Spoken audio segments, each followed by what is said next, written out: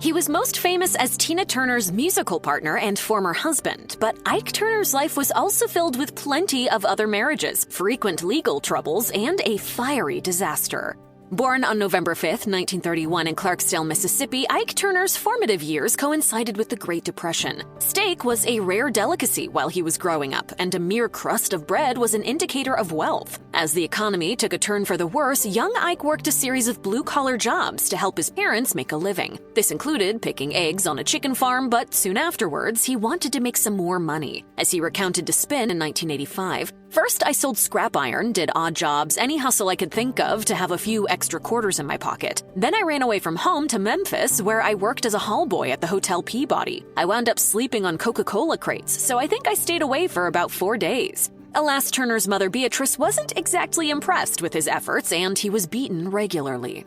When he was just 5, Ike Turner's father suffered a tragic, brutal fate. Azir Luster Turner Sr. had engaged in a clandestine affair which led to a mob of infuriated men storming his home. Young Ike saw them arrive and carry his father out, and then they took him to a river that smelled like a swamp. They brought him back and they threw him in the yard.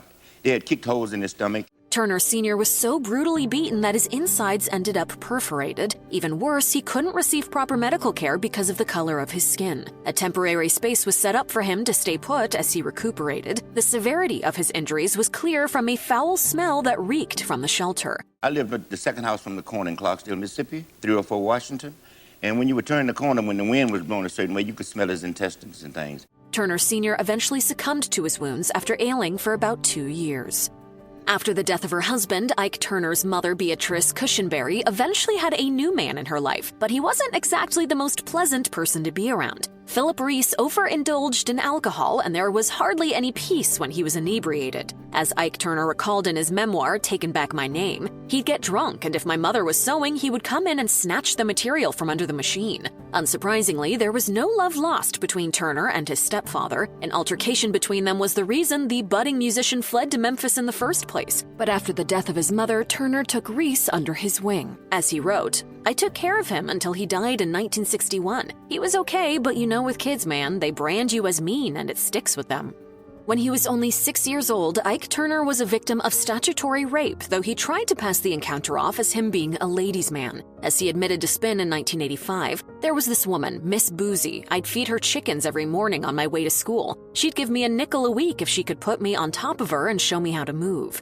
Sexual assault accusations with him as the perpetrator eventually became a significant part of Ike Turner's life story. In the 1993 biopic, What's Love Got to Do with It?, the on-screen version of Ike, played by Lawrence Fishburne, molests Tina Turner, as played by Angela Bassett. "Guess you're gonna leave me now. Huh?" However, Ike's daughter, Mia Turner, vehemently denies that this happened in reality. Another alleged incident came to light in the lead-up to the release of backing vocalist P.P. Arnold's 2022 memoir, Soul Survivor, The Autobiography, as she claimed to The Telegraph that she was sexually abused by Turner in the 60s. As she put it, "What can I say? It was awful. I despised Ike on that level, but I didn't know how to express myself." Right from the get-go, Ike Turner took a practical rather than theoretical approach toward music. Thanks to his brilliance in school, he earned himself a piano, which meant that he could practice at home. But he didn't exactly take music classes seriously. As he recalled in an interview, "I started learning stuff by ear and taking the money my mother would give me to go to music lessons, and I would go to the pool room with that, and then I would just learn how to make something up on the piano." Turner eventually began his own group called the Kings of Rhythm and worked as a talent recruiter. He also put in uncredited work on a song called Rocket 88, which is considered by many writers to be the first rock and roll record. When he became a star in his own right with a string of successes, his lack of education was the elephant in the room. As he told Spin in 1985, "I liked being in the background. I was really scared to talk to the press." The backing vocalists for Ike and Tina Turner were popularly known as the Ikettes. It was a high-profile gig, but it was also often short-lived. A number of Ikettes have been open about the poor management and unfair pay that they were subject to, as their compensation was a mere nightly pay of $30 if they were close to Los Angeles. Sometimes their work was unpaid in addition to not receiving recognition for their vocal services, and there were also penalties in the event of misconduct, like laughing boisterously or stockings with untangled stitches. As Ikette Esther Jones told Esquire in 1974, you can get fined for breathing if Ike decides he doesn't like you or if he happens to be on a downer. All those little cuts really added up for the Ikettes. As Jones put it, we only make money on the weekends, and with our usual fines, that leaves me with a little more than $200 for 3 nights' work. For much of his life, Ike Turner was notorious as a philanderer, a reputation he actually wore like a badge of honor. According to him, Tina Turner was aware of this lifestyle way before they got married. As he detailed to Spin in 1985, Tina even got girls for me. I didn't do anything with her that I wasn't doing when we first met. She'd get Ikettes for me. I was with them, she knew that. Ike also insisted that Tina was no stranger to open relationships, but that supposed approval clearly didn't mean that she was always treated kindly. Details of the abuse that Tina suffered at Ike's hands made news long after she'd moved on from him. Ike has admitted that there were instances of physical violence in their marriage, while also claiming that at times both of them were violent towards each other. I have slapped her, she have slapped me, she have kicked me. I'm not put up. But when you're together 24 hours a day, it's difficult. In an interview with Ebony, Ike and Tina's son, Ronnie Turner, said that his father never really moved on after splitting up with Tina, and that he was always trying to find a way to make contact.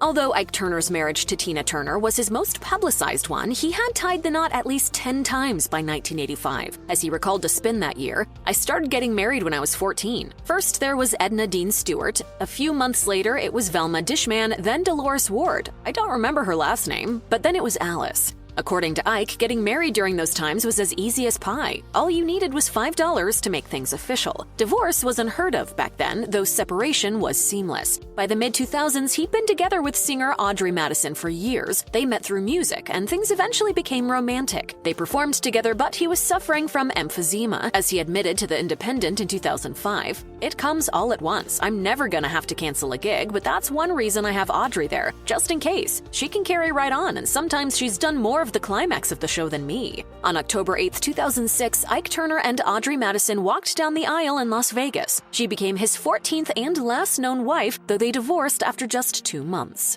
In Audrey Madison's 2016 memoir, Love Had Everything to Do with It, she alluded to her ex-husband having bipolar disorder that was often triggered by cocaine. All I ever did straight up was cocaine. It was an illness she was familiar with from her own childhood. As she revealed in an interview with Afro, my mother would fly into a rage and hit me and then come back a little while later and hug me and call me her pretty little girl. And I began seeing that in Ike. One minute we're talking and the next he slapped me, and then just as quickly he was apologizing and we are both making excuses for why he did it. According to Madison, Turner eventually sought help. He received medication and he eventually became stable enough to have a taste of his former glory. And in 2007, his final body of work, Risin' with the Blues, won him a Grammy for Best Traditional Blues Album. In the years leading up to his divorce from Tina Turner, Ike Turner ran into a bit of trouble with the state of California. Back in 1985, he had amassed $12,802 in unpaid tax bills, but he wasn't exactly bothered by the situation. As he told Spin that year, "I owe California money, but I don't care about that. I'm sure there's other people out there that I owe money." A bulk of Ike's financial woes came from his failed marriage to Tina, as he put all of his eggs in one basket and had nothing left beyond taking care of his family. On top of that, the couple had no written agreement in place. His day of reckoning came when her lawyers took him to the cleaners. As he recalled, "Tina cries splitting with nothing, but man, her attorneys worked it out so I got all the pink elephants. They gave me a big mirage, the things that didn't mean much, like the mortgaged studio and all of the Ike and Tina royalties from United Artists, which were $1 million in the red. They gave me nothing." Ike Turner had multiple run-ins with the law over the course of his life. One incident involved assaulting a nightclub patron with a handgun. He was also apprehended for firing a bullet through the foot of a newspaper delivery person who attacked his dog. And he was charged for ownership of so-called blue boxes, devices that allowed long-distance calls without the phone company's knowledge. Somehow, though, he always managed to avoid doing time. On top of all that, drugs became synonymous with Ike Turner's way of life. In June 1985, police intercepted an alleged cocaine trade involving Turner and 2 accomplices. A few years before that, a white substance thought to be cocaine that was seized from Turner's car turned out to be sodium bicarbonate. Another arrest occurred in 1989 when Turner violated traffic rules in an alleged cocaine-fueled incident. He looked back on this side of his life during an appearance on the Arsenio Hall show, as he recalled. 13 times I've been arrested. Not once have they ever found me with any drugs. Not once. 13 times? Yes. It's a lot of times. Stationed in Inglewood, California, Bollock Sound Studios was an ultra-modern facility erected by none other than Ike Turner. Its name was inspired by Tina Turner's maiden name of Bullock. Boasting high-value recording gear, tight-knit security, and a web of serpentine audio rooms, the complex was home to some music industry greats. There was a lot going on at Bollock Sound besides melody making, which forced some of those close to Ike to distance themselves. As Clifford Salmon of the Kings of Rhythm told Spin, "I stopped going there because it seemed like a dope house. Besides the cocaine and other drugs, there were a whole lot of chicks running around. There were so many disreputable people there." Bollock Sound also drew the attention of local law enforcement. In the wake of his divorce from Tina, Ike was gearing up to sell the place when it went up in flames. For 18 hours, he watched helplessly as his most treasured asset disintegrated. Its complicated design left nothing to be salvaged. 4 years afterward, the spot where Bollock Sound once stood was filled by a commercial building housing offices and a beauty parlor.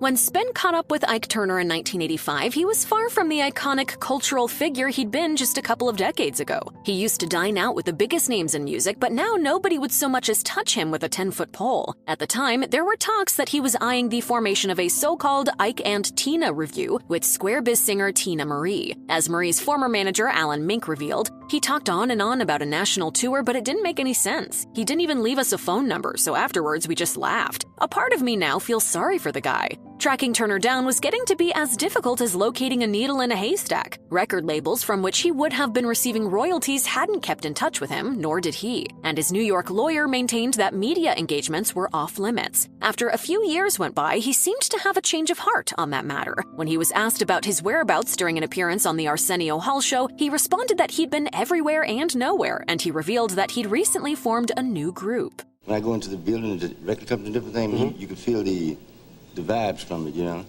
The 1993 Tina Turner biopic, What's Love Got to Do with It, received plenty of acclaim and accolades, including Oscar nominations for its stars Lawrence Fishburne and Angela Bassett. But off-screen, the impact of its release worsened an already strained relationship between the real Ike Turner and the public. The catchphrase, "Eat the Cake, Anna Mae," which is famous for its use in the Beyoncé and Jay-Z song Drunken Love, was inspired by the flick, but it originated from a rather violent scene.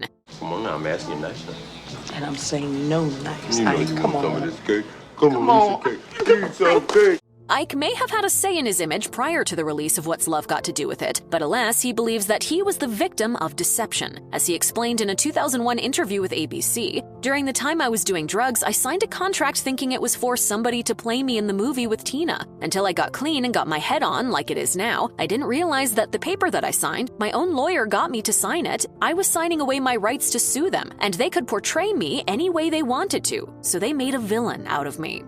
On December 12, 2007, Ike Turner died at the age of 76. Reports indicated that he took a nap after his first meal of the day, from which he never woke up. It was determined that he had overdosed on cocaine and that his emphysema and coronary heart disease also contributed. As detailed in Taken Back My Name, The Confession of Ike Turner, his introduction to cocaine happened because of two public figures. Beforehand, he was strictly against drugs to the point that his band members were shown the door for displaying any signs that they were using. But then he fell under the influence of Elvis Presley and comedian Red Fox. Abusing the drug eventually landed Turner a 4-year prison term in February 1990, in addition to puncturing his nose. He was released in September 1991, during which time he vowed to have turned over a new leaf. As he announced to the press, "Going in there was the best thing that ever happened to me. It brought me back to basics, to the roots I had. I lost my whole life. I took everything for granted and it got swept out from underneath me." Sadly, though, he didn't fully live up to his intentions for the rest of his life.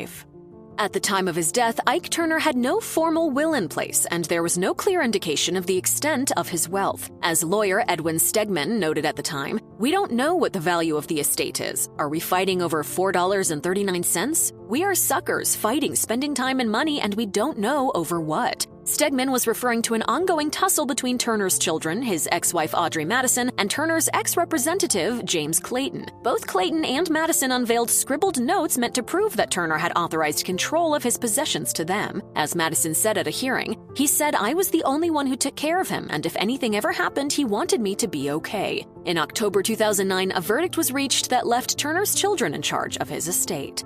If you or someone you know is dealing with domestic abuse, you can call the National Domestic Violence Hotline at 1-800-799-7233. You can also find more information, resources, and support at their website.